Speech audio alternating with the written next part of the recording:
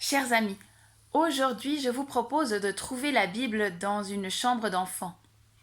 C'est quasiment la seule histoire que l'on trouve en jouet, comme si cette histoire était universelle. C'est l'histoire de créatures qui restent confinées pendant 54 jours. Voici l'arche de Noé et sa femme Neima, et les animaux venus des 4 directions de la terre. Ils sont tous rentrés dans l'arche et il a commencé à pleuvoir. Au début, c'était une pluie comme d'habitude, mais il a plu pendant 40 jours et 40 nuits. Et au bout d'un moment, tout ce que les créatures ont pu voir dehors, c'était de l'eau.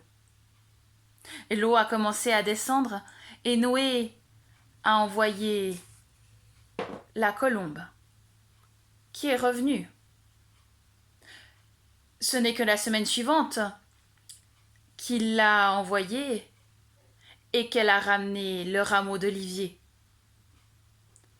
Et encore une semaine plus tard, que la colombe est partie et qu'elle n'est pas revenue. Elle a trouvé un coin de terre pour s'installer. Lorsque l'arche a touché le sol, les créatures sont sorties et elles n'ont pas pu s'empêcher de prier Dieu. Tout à coup, elles ont vu un grand arc dans le ciel de toutes les couleurs. C'était le signe de la promesse de Dieu. Les créatures sont alors reparties dans les 4 directions de la terre pour y remettre de la vie à nouveau. Le 11 mai, date de reprise des écoles, cela fera exactement 54 jours de pause pour nos enfants.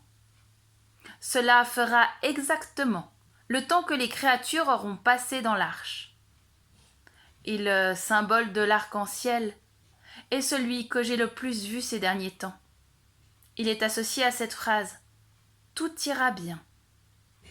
Comme Noé et les autres, nous aurons à remplir la terre de vie à nouveau, à reconstruire autrement. Et tout ira bien.